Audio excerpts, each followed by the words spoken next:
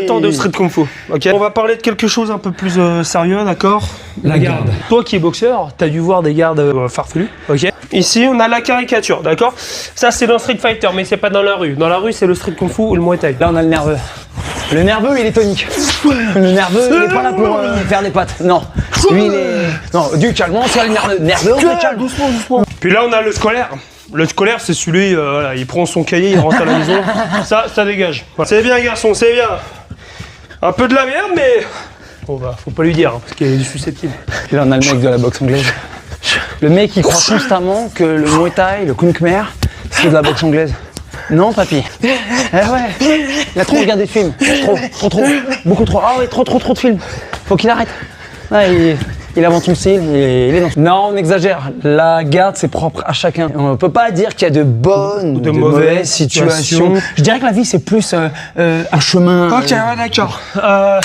Donc là, par rapport à la garde, on va montrer un peu les fondamentaux. D'accord, on va montrer un peu les bases. Nous, on donne les ingrédients, t'en fais ce que tu veux, mon pote. Ok, non, tranquille. Écoute, j'ai besoin d'une merde. Va me chercher Arthur. Je connais une grosse merde. Allez, viens. Grosse merde.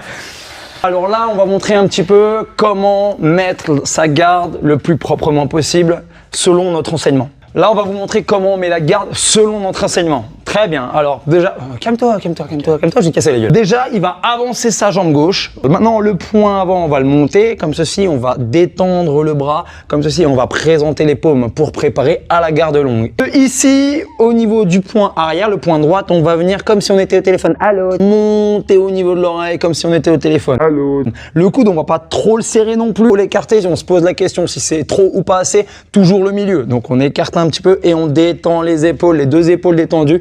Toujours avec la main devant. C'est un peu la jambe bien fléchie. Wow, tout calme. Un peu fléchie, très important pour bien garder l'équilibre comme ceci. Ok, donc bien solide sur les appuis, le talon un peu levé pour être efficace sur les toits de cap, les middle kicks. Et on a terminé, on a une garde correcte.